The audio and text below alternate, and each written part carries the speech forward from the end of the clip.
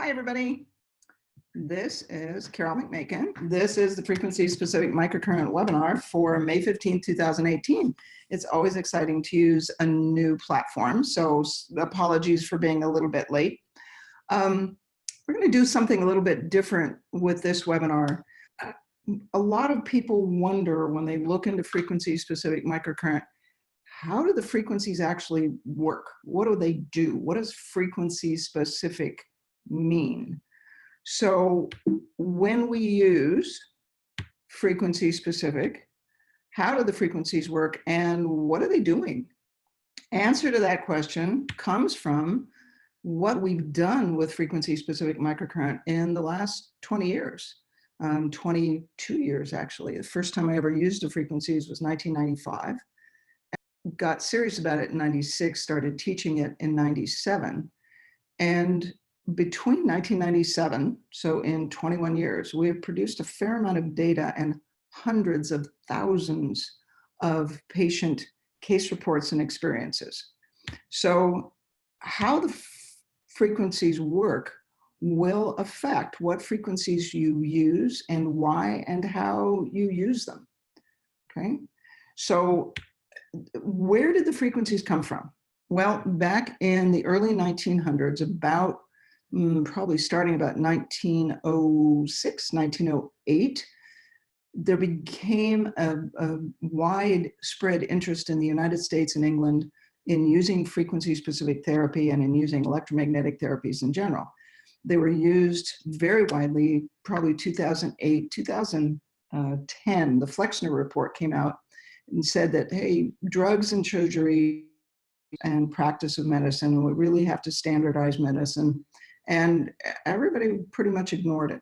In 1917, they got more serious. 1924, they got more serious. And in 1934, the American Medical Association announced that medical physicians who used electromagnetic therapies would lose their license to practice, which at that time was granted by the AMA. So 1934, the machines went in the back room. They got covered up with sheet, and the use of frequencies and the research pretty much stopped. So Harry Van Gelder was an osteopath and naturopath from Australia. He bought a practice in 1946 that came with a machine that was built in 1922. He went in the back room and saw this machine covered up with a sheet and pulled the sheet off of it and decided to try using it. That machine came with a list of frequencies. And so I got the list from him in 1995, started using it in 95 and 96. By 1997, I decided I had to teach FSM to find out whether or not it was reproducible. Were the frequencies actually working because the frequencies were doing it, or were they working because the walls in the clinic were pink and I was a nice guy? The fact of the matter is we really don't know how the frequencies were derived. So all of the research that was done between probably 1905 and 1934 has largely been lost. There may be some people that have found it and saved it, but I've never been able to find much of it. In the rare book room at the Naturopathic College in Portland, we found copies of Electromedical Digest, the electronic reactions of Dr. Abrams, although Abrams' frequencies were only a small part of what we use. So all of that research, how they derived the frequencies, what were they treating them with? What was their research that they shared? There was Electromedical Digest, there was the Pathometric Society, they had meetings, they had journals, they published essays and articles, and all of that's been lost when Grandpa died and Dad died and the machines went and his papers went onto the junk heap. All of that information was lost. We're uncertain of the mechanisms of action, although you're going to hear some ideas about how we think they work, and this hypothesis about the mechanisms of action is finally testable. The 1920s equipment, I know, is not microcurrent. It plugged into the wall back when wall current was direct, before we had AC current at 110 amps. So That's what we know about the development of where the frequencies come from. But how do they work? So what we know in medicine is that inflammation causes all degenerative disease. But on the other hand, what causes inflammation? So infection and injury activate the immune response and change cell signaling. So when you have an infection from a bacteria or a virus, or you have a tissue injury, you cut yourself, you bruise yourself, you break your leg, whatever, the fragments of the bacteria, the viruses, and the damaged cell, the cell debris, activate the immune system cells and modify regulatory mechanisms in the immune system, cause the immune system cells to produce cytokines and inflammatory peptides, lipoxygenase and cyclooxygenase. And when you get better, you should return to health. Those signals should change and the immune system could quiet down. And most of the time, you know that that is what happens. Your wound heals, the redness goes away, the soreness goes away, and inside of 6 weeks, you don't actually, oh yeah, you can remember that you had a cut, but it's hard to find. When your cold goes away after 10 to 14 days, you feel fine. And after a while, you kind of forget what you felt like when you had a cold. But there are times when the immune system doesn't turn off. So people get chronically ill or have non-resolving inflammation. So the short version of what causes inflammation is infection and injury activate immune response and change cell signaling. Those changes in cell signaling change genetic expression. For those of you that are not medically trained or inclined, the genes inside your cells are what make the cells work. So we're used to a gene that makes your eyes blue. Well, there's a gene that makes you, 5'8", and there's a gene that gives you curly hair, and there's a gene that makes your eyes blue. And there are genes that turn on inflammation, okay? Genes are on and off. Your eyes are blue. They're always blue, okay? But there are some genes that turn on and turn off depending on what's going on in the outside environment. We call that epigenetic influences. But so, for example, if you have a bacteria or a virus or a piece of cell debris from a cut, that lands on this receptor on the outside of cells in your body, in your immune system, let's say. And though that receptor, those viruses, bacteria fragments, or cell debris land on the receptor, turn on these kinases inside the body, turn on the transcription factors that change the genetic expression and create inflammatory cytokines. So the job of anti-inflammatory drugs is to land on this receptor, change it back to the way it was before, turn off the kinases, turn off the transcription factors, and change the genetic expression and turn off the cytokines or locks and cocks. So that's how Advil works, is it lands on these receptors and changes how the cell works, what the genes do for a living, what the genes are producing. Well, in point of fact, the frequencies to reduce inflammation that we use in frequency-specific microcurrent constitute a new tool that we use to reduce inflammation with frequencies. So the frequencies to reduce inflammation reduce lipoxygenase-mediated inflammation by 62% in 4 minutes and COX-mediated inflammation by 30% in 4 minutes and normalize immune system activation. We have research that shows this. So this research trial was done in Sydney, Australia by Vivian Reeve, and they paint arachidonic acid on these little hairless mice. See the mice? The arachidonic acid is painted on the mouse's ears, and then they measure the mouse's ears with these calipers. And so this bar represents how thick the mouse's ears get. So they ran the frequency 40 hertz on channel A and 116 hertz on channel B, the frequency to reduce inflammation, 40 hertz, in the immune system, 116 hertz. And it reduced the swelling in the mouse's ears by 62% in lipoxygenase-mediated inflammation. Then they painted another chemical on the mouse's ears and ran 40 hertz on channel A and 116 hertz on channel B. And that reduced the swelling in COX-mediated inflammation by 30%, which doesn't sound as good, but that's equivalent to the prescription drug Toradol, which is used by injection after you've had surgery to reduce inflammation. And in this particular case, all the animals responded with this 62% reduction in inflammation, 30% reduction in inflammation, in a 4-minute time-dependent response. And this 4 minutes of time represents the amount of time that it takes the genes to change what they're doing and reduce the inflammation. They actually compared it to a placebo, and the placebo didn't do anything. It was equivalent to the control. And so this is not a placebo effect when you're working on a mouse. And then they ran other frequency combinations, and no other frequency reduced swelling in the ears at all. Then they ran other frequencies from our list, reducing mineral deposits in bone. There's no bones in a mouse's ear. Intermediate injury, what we call the intermediate injury. And so not only did plain microcurrent not produce any reduction in swelling, but none of our other frequency combinations produced any reduction in swelling either. So 40 hertz on channel A and 116 hertz on channel B reduced inflammation better than any prescription or non-prescription drug ever tested by this animal model in this lab in Australia. So it's an incredibly powerful tool to reduce inflammation.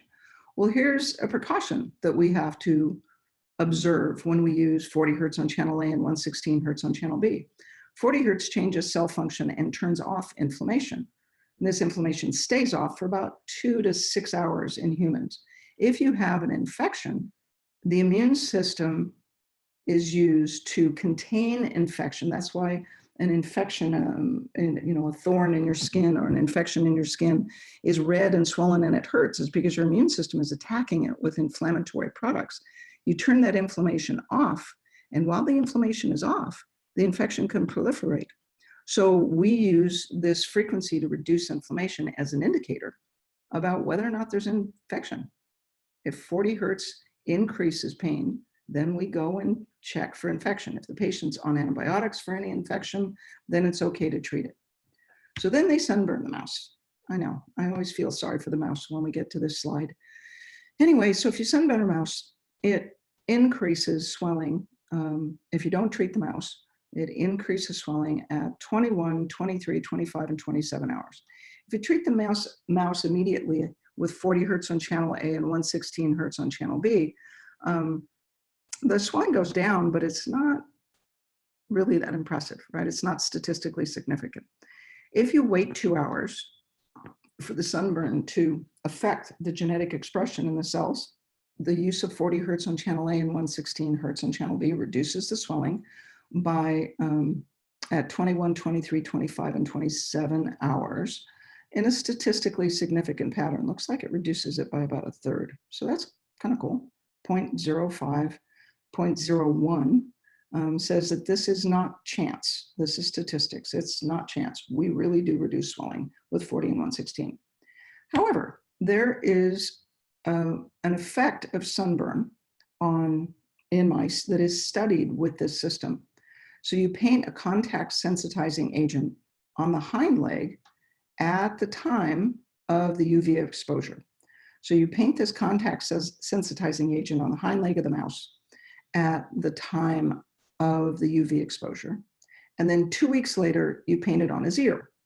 And if he hasn't been sunburned, then this is a normal response. So the closer you are to this amount of swelling at 2 weeks, then the closer you are to normal, and the immune system is to normal.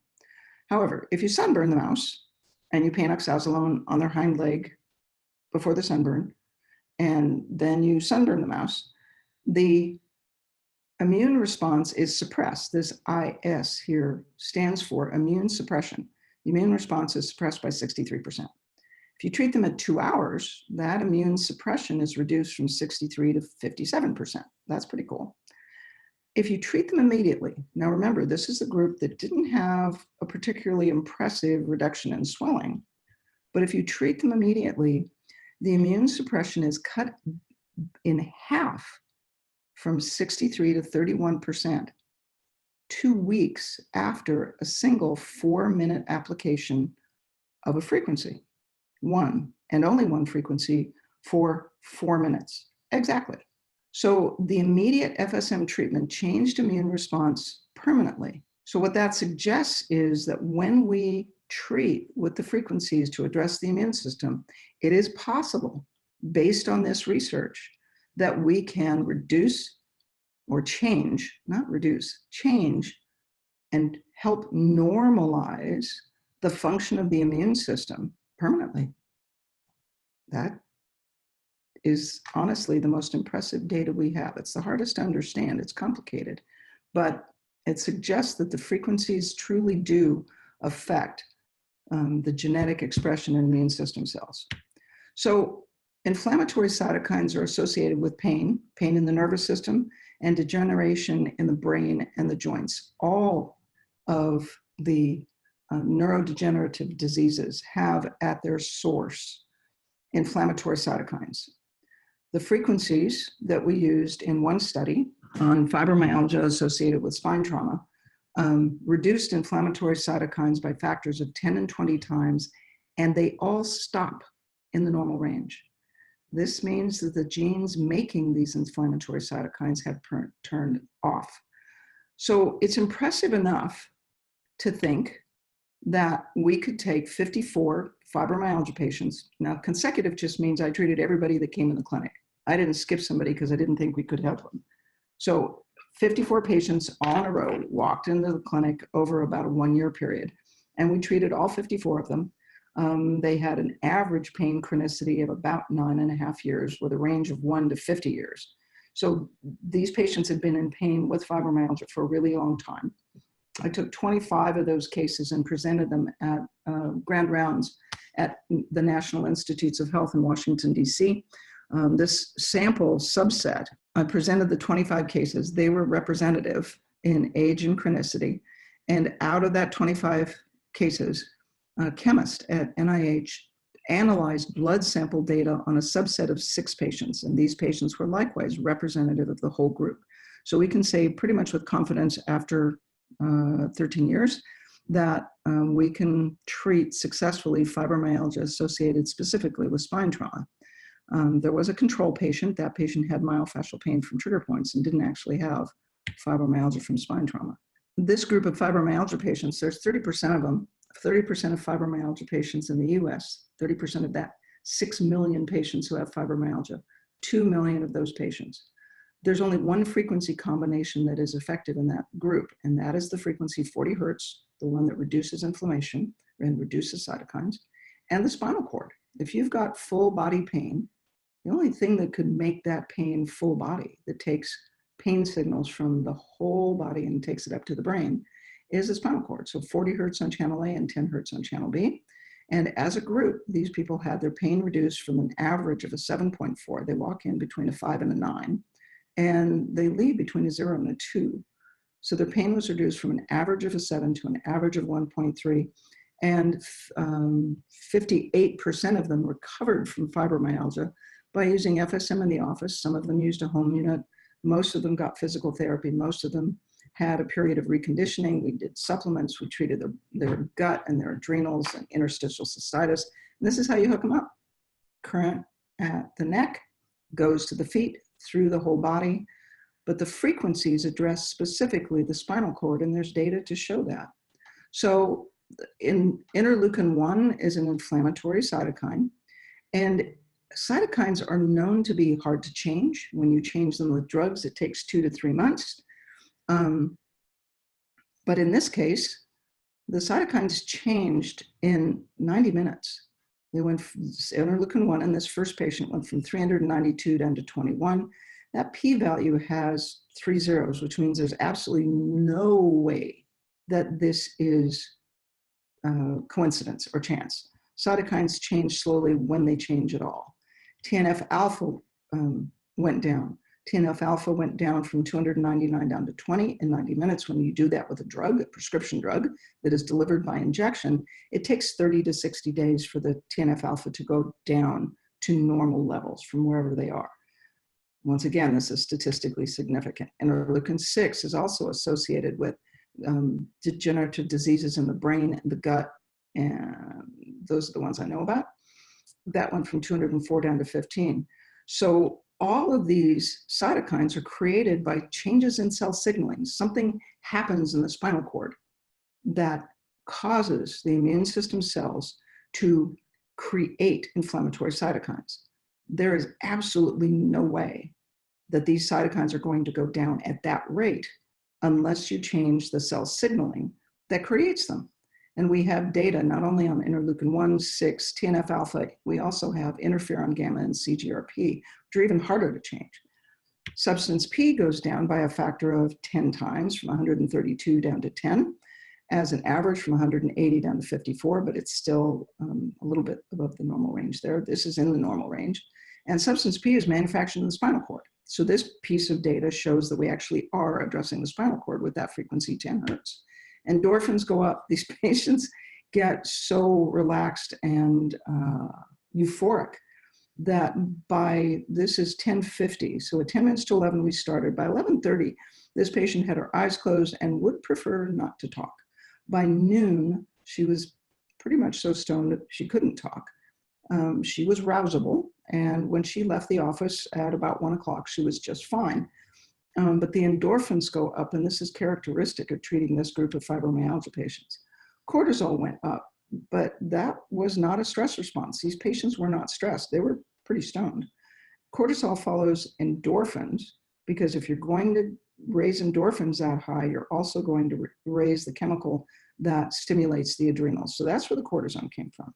The pain went down from an average of a 7 to an average of a 1.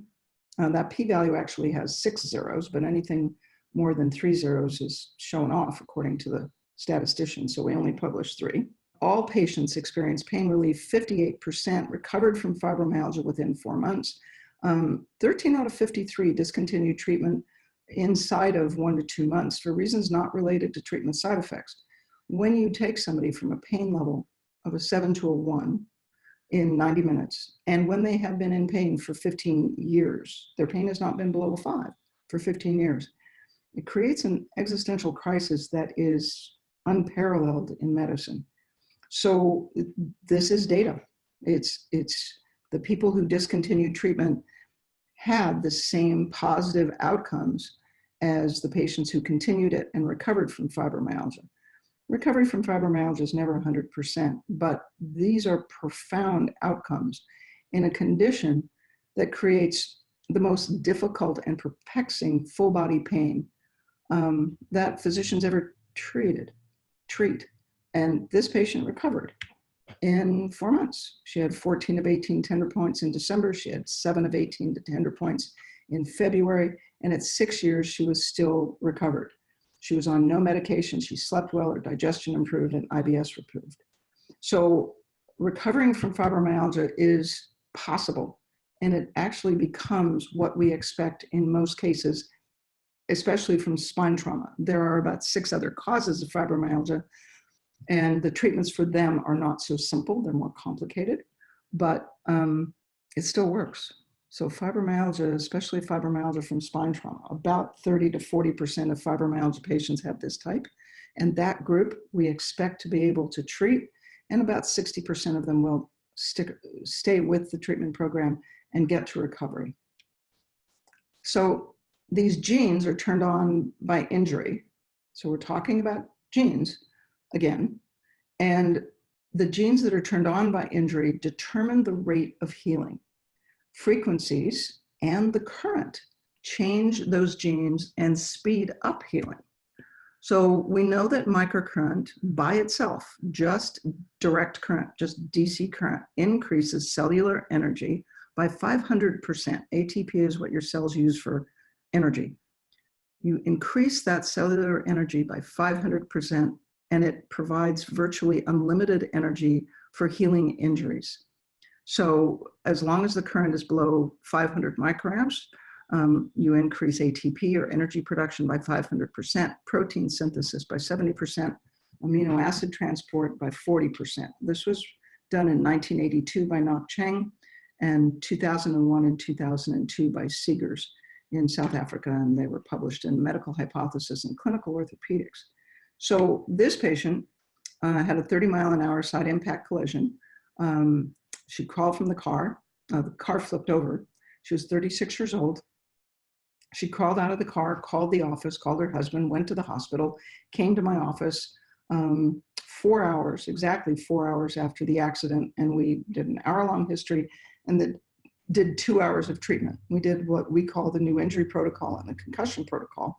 Now, her initial symptoms, when she walked in the door 4 hours after the accident, she was already stiff.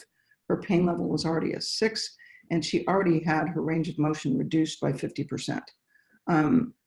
So I treated her. We treated her for 2.5 hours. And at the end of that 2.5 hours, I told her that her pain would be worse the next day and worse the day after that, and that it would take her 4 months to recover. So I wasn't painting a rosy placebo effect picture here. She came in the next morning, pain-free, with full range of motion. I absolutely did not believe it. So she came back in, that was a Friday. She came back in on Monday, and sure enough, she still had no pain and full range of motion. Probably the most famous new injury patient was Terrell Owens. So over the years between the 1999 when that patient came in, so over those 5 years, we learned how to treat new injuries. When Terrell Owens fractured his fibula, tore the ligaments that hold the tibia and fibula together, and tore the deltoid ligament off the outside of his ankle on Sunday, December 19, 2004, they called me and said, he wants to play in the Super Bowl in 6 weeks. Can this be done? So he had surgery on the 21st. They called me on Monday, the 20th, and I said, yeah, we can probably do it. So I flew to Philadelphia, treated him literally when he got out of the operating room. We loaded him into the car. He was in a stretch limo, laid out on the seat. I treated him for the 1-hour ride to his house. And then we put him on the couch, and I sat up on the couch and I treated him for 24 hours straight to stop the bleeding, stop the inflammation, to repair the torn tissues. He was the next day, the day after the surgery, when his ankle should have been the size of a football, it was completely normal. There was no swelling and no bruising. He was treated 5 to 6 days a week for 5 weeks with FSM. We got to the Super Bowl. The surgeon was saying that the injury should have healed in 13 to 18 weeks, or maybe even never. At 4 weeks, now we treated him 5 days a week for 5 weeks, but at 4 weeks, they did a fluoroscopy and ultrasound of the ankle, and it was complete. The fracture was healed and the ankle ligaments were completely stable at 4 weeks. When he got to Jacksonville, though, he couldn't run. I mean, he was still in great condition. They'd kept him conditioned. The trainers at the Eagles, Rick Burkholder is a genius. And when he got there on Tuesday, he couldn't run because of the scar tissue in his lower leg. The frequencies for reducing scarring are so effective that I wouldn't use them until 6 weeks. So I got to Jacksonville on Wednesday. We treated him for 4.5 hours on Wednesday evening and took out all the scar tissue in his lower leg. Thursday, we treated him for another 2 hours, and then Mike Hatback came, his chiropractor, and adjusted his ankle. He played in the Super Bowl exactly 6 weeks after this career-ending injury. So how did that happen? Why is it 4 hours? Well, we're back to genes again. These immediate early genes turn on as soon as the injury happens or within the first hour, first 2 hours, and they are off at 4 to 5 to 6 hours. I believe that what we're doing when we turn off the bleeding, turn off the inflammation, is we turn off these early injury genes and we jumpstart healing by 2 to 3 weeks, because injuries heal in roughly half or less than half the time that it takes to do it without microcurrent. So this is after a facelift. It's an 80-minute treatment that was done immediately post-op and daily for 7 days. This is day 1. That's day 2. There's some bruising, some swelling. She's still a little swollen at day 5, but very little bruising on day 6. Day 9, I'm not entirely sure what happened in that picture. But this is day 11. If you've ever seen anybody 11 days after a full facelift, you know they don't look like this. So post-operative healing, delayed onset muscle soreness, when you do unaccustomed exercise. This is a controlled trial done with a placebo control. One leg was treated, one leg was placebo. And these are the frequencies we use. Stop the bleeding, repair the torn tissue, reduce the inflammation, support vitality. And this is what happens. You know that when you exercise and over-exercise, you're going to be sore the next day and worse the day after that. So the sham leg was a 5 out of 10 and the treated leg was a 1. At 48 hours, the sham leg was a 7. That's always the worst, day 2. And the treated leg was a 1. Day 72 hours, the sham leg was a 4 and the treated leg was a less than 1. And point of fact, the thing with delayed onset muscle soreness is there is no effective prevention or treatment. That's the biggest problem with it for athletes and bodybuilders and other people that exercise and work out. And this is the only study we have that compares microcurrent to a non-specific trial done by, can't remember her name, in 1999, that showed that a single channel microcurrent at 0.3 hertz and 30 hertz, once again, same current level and same time treatment for 20 minutes used immediately after exercise, did absolutely nothing for delayed onset muscle soreness. Lady's name starts with an A. It's in the published paper. Look for a paper by Denise Curtis in JBMT, published in 2010. Brown recluse spider bite.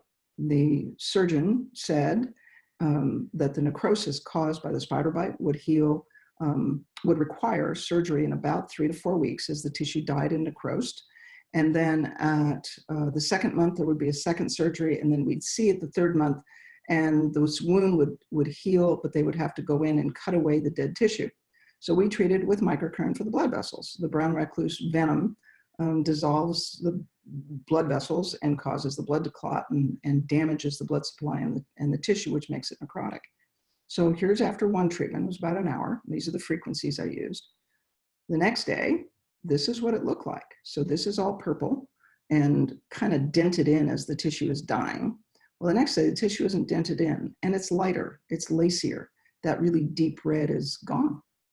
Here you can see where the bite was. There's that spot and that spot. So this was somebody's leg. He got bit by this spider in his backyard on his farm. And we used the frequency to dissolve this blood clot, dissolve the blood clot, started it bleeding. There's a frequency that stops the bleeding. We used that frequency, turned it off. That was kind of fun. But notice how it's recovering. It's lacy, it's lighter. And then July 23rd, so we had 4 treatments between the time of the bite and July 23rd. August 1st, I thought to ask the patient, well, how's your leg doing? He was seeing me for something else. How's your leg doing? He pulled up his pants leg, rolled down his sock, and that's the skin. No surgery. What is that? 10 days? No additional treatment after the 4th one.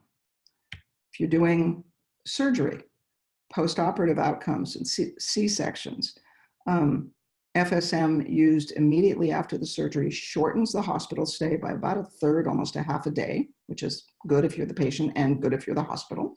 And it reduces post-op pain, especially when the patient is exercising. So this study was done by John Cale in 2013. It's not published yet, but he's still working on it. Diabetic peripheral neuropathies. You all know that diabetic wounds get infected. This is necrosis. And the end of this toe is dead, dying. This one is about to die. So these 2 toes, they were waiting to amputate them. And the patient went to an FSM practitioner and said, well, can you treat this thing? So he had a 7-centimeter ulcer on the side of his leg. That was fixed in about 2 weeks. See the edema in the leg.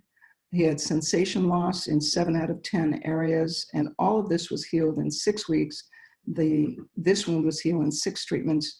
The necrotic toe was healed in 11 treatments. So this is what it looked like in 20 days, and then she treated him for another week. So the sensation became normal within a month. Not many diabetics have that happen. So wound healing is profound. So here's a question. When is a new injury not a new injury, right? So there is a frequency protocol that is useful for shingles, only shingles. That's all it's good for, is shingles.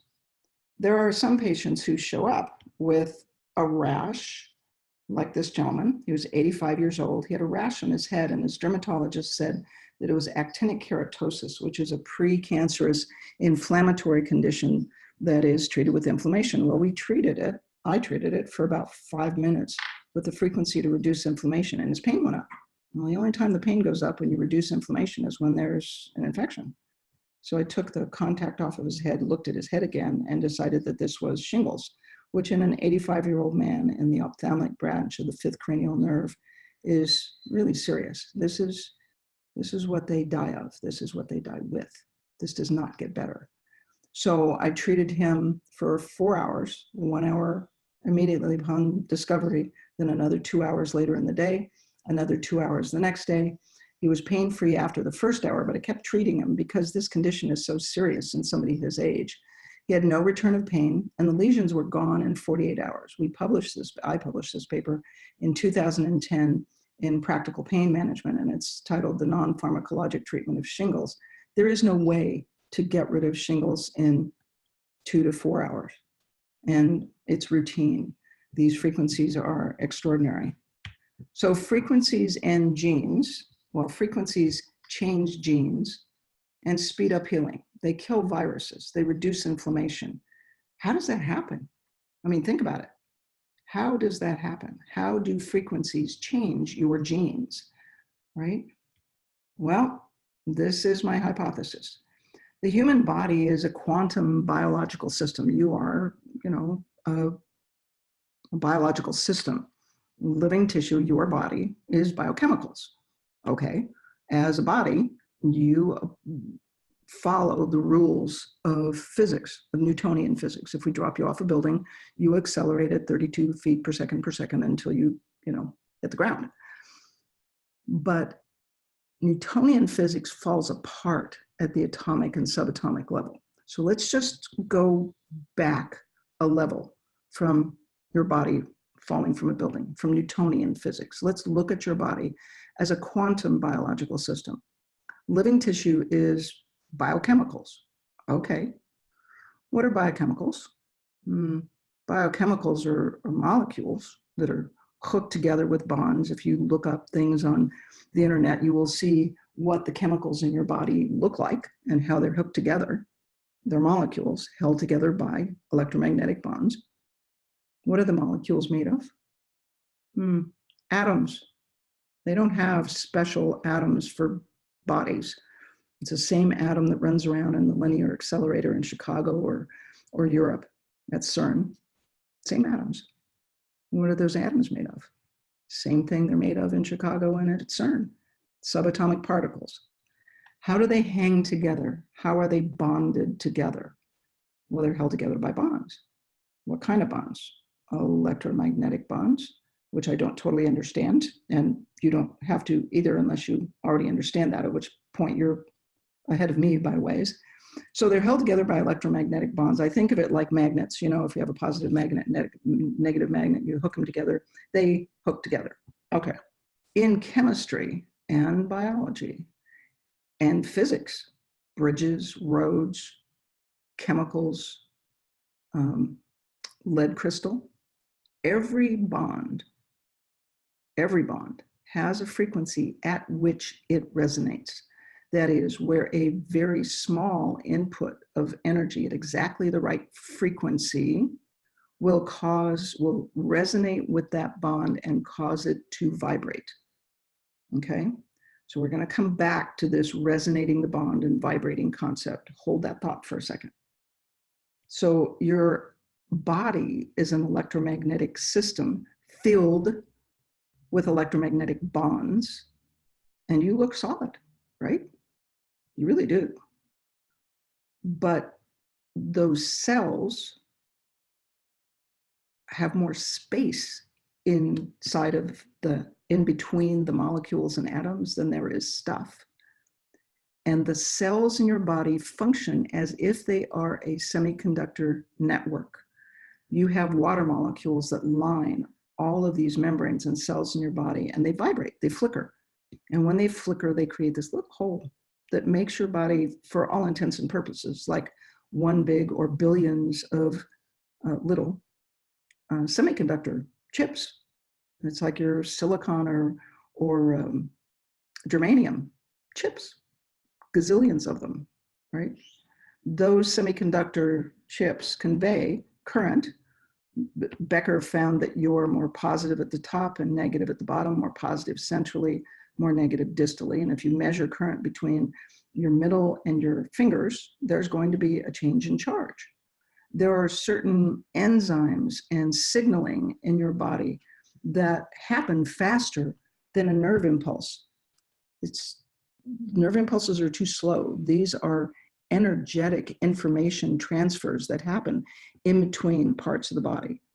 So I recommend to you Robert Becker, The Body Electric, and James Oshman, Energy Medicine, The Scientific Basis. The second edition is brilliant. And I recommend to you Pollack's book on cells, gels, and the engines of life. It's about your body as a semiconductor network. It's brilliant. So the immediate effects of the frequencies, the fact that you can reduce inflammation by 62% in 4 minutes, starting now. Resonance, this biologic resonance, explains the immediate effects. Resonance is the tendency of a system or a bond to oscillate at large amplitudes in response to some frequencies and not others. Everybody pretty much knows that when an army crosses a bridge, they don't stay in step. They don't stay in step because the resonance of their regular matched footsteps, that resonance can match literally the resonance that holds that bridge together, and the bridges fall down. It happened. So a long time ago, they learned to break step when they get to a bridge and not be in step, so that frequency resonance won't take the bridge down. So at a resonant frequency, these footsteps, these small forces, can produce very large vibrations and large amplitude vibrations, enough to take apart a bridge. But the one we're probably more familiar with is that trick where the singer, Julie Andrews is the one that comes to mind, in Victor Victoria, she sings a note that breaks a lead crystal glass. How does she do that? That isn't volume. My chemistry teacher explained how that worked. There is a precise note that matches the frequency that holds lead atoms together in a crystal matrix. It only works with lead crystal, about 70%, I think. That's the percentage. Only works with lead crystal. The note has to match exactly the frequency that holds lead atoms together. The lead atom bonds vibrate with the singer's note, and the lead crystal simply comes apart. Okay, so how do frequencies work? Biologic resonance explains the effects on living tissue. We're used to drugs and nutrients. Advil lands on this receptor, so you have tissue injury or virus or bacteria that lands on this receptor, turns on inflammatory cytokines and lipoxygenase and cyclooxygenase inflammation. Advil or other medications land on this receptor and turn it off, like a key in a lock. The drug lands on the receptor like a key in a lock and turns off the inflammation. Well, you use resonance all the time. Every time you use your key fob to open that same lock on your car door, you're using resonance. This is just biologic resonance. And it explains the effects we observe in clinical practice and in research on living tissue. The frequencies act like your key fob, opening this same lock, changing this same receptor, and changing membrane, protein, receptor configuration, and cell function electromagnetically. It acts as if it changes cell signaling to reduce inflammation. When we dissolve scar tissue, Terrell Owens, I didn't treat him until the 6th week. Why?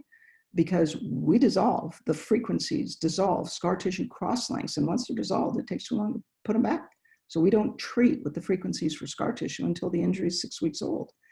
In shingles, it acts as if it disassembles the virus capsid. In new injuries, it changes cell signaling and accelerates the healing process dramatically. Okay? Makes it sound pretty magic, doesn't it? It kind of is close to reproducible magic. But there are things it can't do. You can't fix everything in everybody. It is as good as it sounds, but it's not a panacea. It's biophysics, and it's medicine. But in point of fact, it can't treat what you don't think about. It will treat exactly and only what you, the practitioner, choose.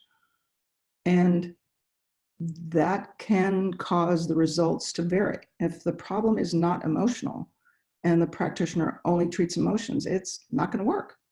If the problem is not toxicity and the practitioner is convinced that everything is caused by toxicity, it's not going to work. If the problem is not the muscle and you only treat the muscle, it's not going to work. So the challenge that we have with FSM is that it requires a thoughtful, educated practitioner that can learn to think outside the box. And thinking is what makes FSM practitioners different than maybe other practitioners. Everybody has to think. But the frequency response makes you think about injury and recovery and every condition you treat differently. For example, if you have a weak glute maximus, that gluteus maximus, that muscle in your butt that extends your hip, and that muscle is weak, and that leads you to have injuries in your hamstrings, okay?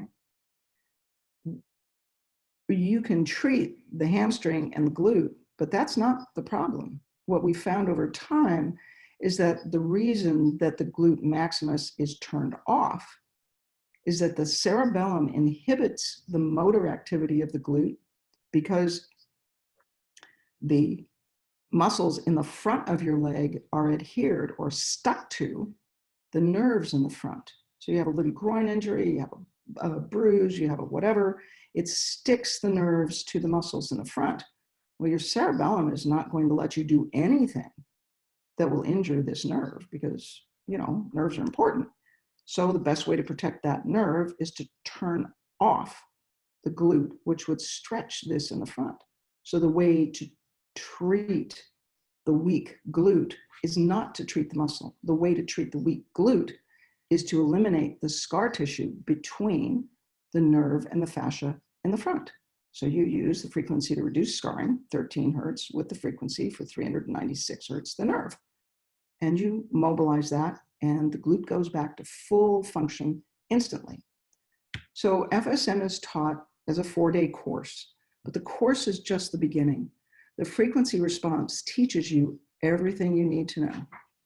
Unless you had a way to dissolve adhesions between the nerve and the fascia, and you don't, unless you use FSM, how would you ever know that these adhesions are causing the weak glute max and this muscle inhibition, which you thought was weakness? Unless you had a way to remove trauma from various tissues, how would you ever think that it caused muscle spasm? This line is from a slide that I deleted from the protocol. If you want to read about FSM, read the resonance effect. It is the most readable, easy explanation of what FSM does, how it was developed. Jim Oshman was very kind. He says it's a can't put it down page turner of a book. He described it as fascinating, funny, inspired, exciting, and altogether delightful. We talk about how FSM started, what it does, and how it works. And you can go to the frequencyspecific.com website. The resonance effect is available on the Frequency Specific website, or it's available on Amazon. There's a Frequency Specific Microcurrent in Pain Management textbook. It's about 8 years old now and slightly outdated, but still gives you the basics for those of you that are practitioners.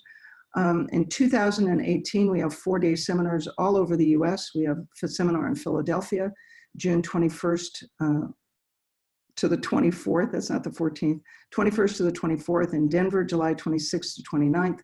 In London, we will be at the Osteopathic College on September 13th to 16th. There's a seminar in Germany, June 4th, 5th through the 8th.